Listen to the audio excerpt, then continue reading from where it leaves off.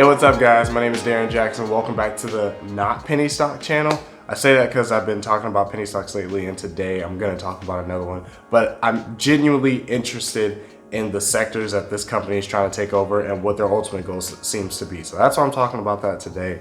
And that company is called Ideanomics. Now, keep in mind guys, there's a decent amount of due diligence that was done in this video to be able to provide enough evidence to whatever point I'm trying to prove today.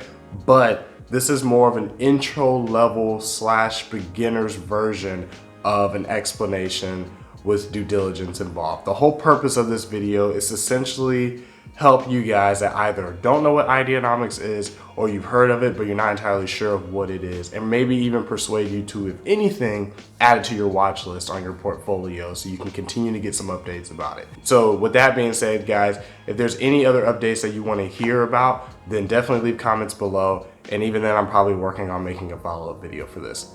So let's get started. So Ideanomics is a company that's all about facilitating the adoption of commercial electric vehicles and developing new groundbreaking generational financial services and fintech products. So already right there, you can see that Ideanomics is putting their hands into two different baskets of what ARK funds would call disruptively innovative type companies. So that aspect's pretty cool.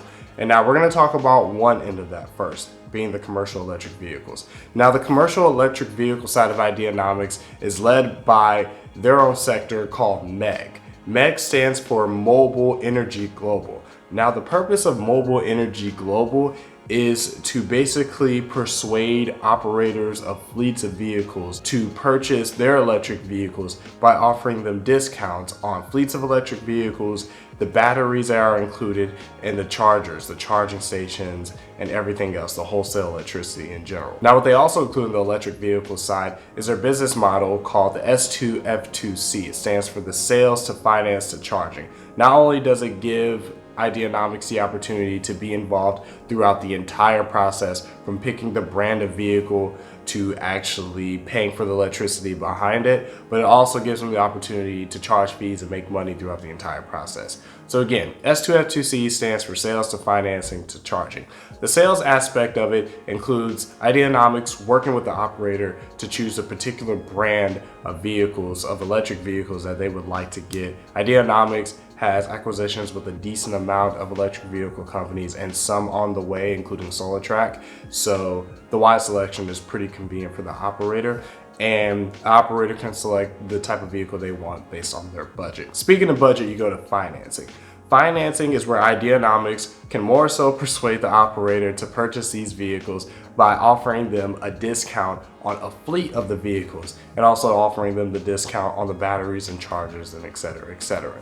Once that goes through, you have C for charging. Charging is where Ideanomics can make product or make money off the actual charging, the batteries, and just the wholesale electricity. I'm guessing pretty similar to when you sign up for an electric company for your house or for your apartment. You're not only paying for how much you use electricity, but you're also paying because you're signing up for the electric company themselves. You have that contract. So this gives them the opportunity to, again, work full circle with the operator and to potentially make a lot of money off of it, which is really convenient for them. So it's a really good business model. So that's the EV side of it. You also have the next generation financial services and fintech product side. And that side of Ideanomics is called Ideanomics Capital. Now Ideanomics Capital has the ultimate goal of providing financial services through artificial intelligence and blockchain technology.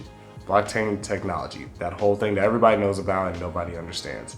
I barely understand it. That's probably just me being nice. But anyway, they assist with that, with the different acquisitions that they made, and even a company that I believe they created themselves. And one of those companies is Intelligenta, which is an artificially intelligence-based company that offers financial services, government and corporate services, and credit services, and a bunch of other services. That one isn't too exciting, at least in my personal opinion. The one that I was a little more interested in on the financial side is their creation of DBot ATS. DBot ATS stands for the Delaware Board of Trade Alternative Trading System. It's basically an SEC registered broker-dealer trading app with one of the most boring names I've ever heard of in my entire life. But that's neither here nor there. I guess they try to make it up with the branding logo. So there you go. But anyway, DBot is pretty interesting. It allows you to trade over-the-counter items. And I don't say stocks because they're not really stocks. They take your non-liquidated assets and they tokenize them. They actually turn them into digital tokens of currency that can be traded fractionally or wholly through their blockchain, just like cryptocurrency. So I can already tell that Ideanomics at least believes or is highly interested in cryptocurrency such as Bitcoin, because Bitcoin is transferred and verified through blockchain technology. So them trying to utilize that is pretty cool. Now, how big will DBot get? I'm not entirely sure, but it could be beneficial. So who knows? So at this point, it does seem like Ideanomics is at least a really cool company to keep an eye on. They have their hands in different baskets of different sectors that Kathy Wood and ARK would call disruptively innovation, one being electric vehicles, another one being fintech and other next generation financial services. But the other thing I wanted to do in regards to this research, and hopefully help you guys get on the right direction, is to also compare a lot of what they've done, primarily their acquisitions, to their growth in the stock market. I thought that would be very beneficial to talk about. If you look at their previous year on, let's say, Robinhood, for example, in regards to their growth, if you invested at this point last year, you're a very happy person. They have made over 264% increase over the past year. They've taken a little slump, but again, all in all, a lot of money. So one of the really big points of growth was during November of 2020. In November of 2020, around that same time, Ideanomics acquired a company called Timios.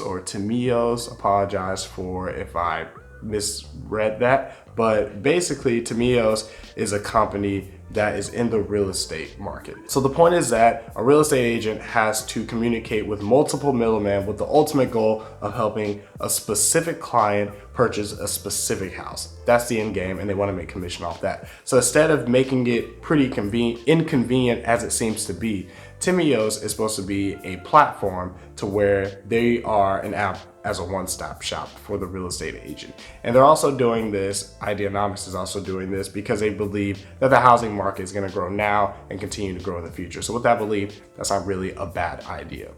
The other acquisition that they made, and honestly, this is probably the most interesting acquisition in my personal opinion at this point, happened in January, which is how you can see that Ideanomics responded by going from, I believe, $2 a share roughly to almost, or actually $5 a share by mid-February. Now is their acquisition of Wave.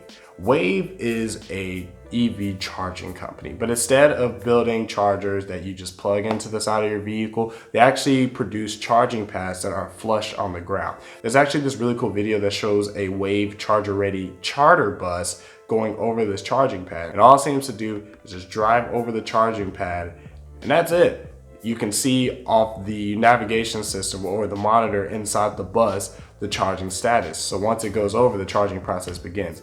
And I'm pretty sure that's going to be really beneficial in the infrastructure of EV charging, because I'm sure if people have the option to either get out of their car, take the plug and plug it into their charger and just stand there or sit there and wait, or just drive over something and sit there and wait, I think we're going to take the lazy route. Personally, I'm going to take the lazy route. So I feel like this acquisition can be really cool, especially with the potential that electric vehicle has. And that's what stemmed from them going into the electric vehicle side, which is more interesting in my personal opinion. The potential growth factor with electric vehicles and their projected market by years such as 2025 has been projected to be different numbers that range from the early hundreds of billions of dollars to almost $1 trillion within the next 4 years or so. Regardless, electric vehicle is going to be in high demand, which means the infrastructure behind it and the batteries are going to be in high demand as well. So if Ideanomics can continue to have their hands in that as well, along with the financial tech and financial services side of it, they could potentially do some really good things. As far, again, as the growth goes, I'm not really sure why they've been going down. I think it's just lack of news or lack of exciting news. They did acquire a company in March that is an electrical motorcycle production company. I guess that wasn't really as exciting for most people as it should be, but it is what it is. Again, you have overall growth over the past year, so this company does have potential to make noise.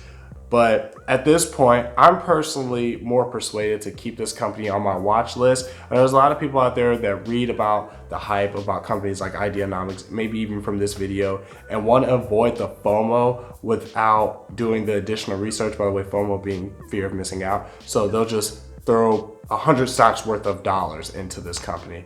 I think there's a way to avoid that. In my personal opinion, if anything, I would think about, okay, how much money do I have if I fell into this whole FOMO thing and put it towards Ideanomics? Well, instead of putting all of that, let's put 5% of that. Let's put half of that. Let's put a fourth of that into it. So at least I'm not sacrificing as much money just in case I'm wrong. But if I'm right, then at least I'm benefiting from the profit of some of that money rather than taking a chance on all of it and losing it all.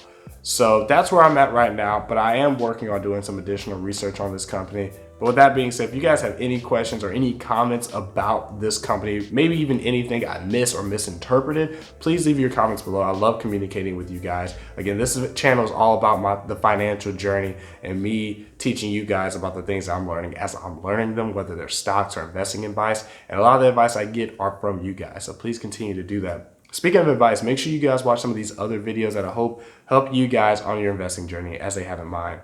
I do appreciate you guys watching, and until next time, take care.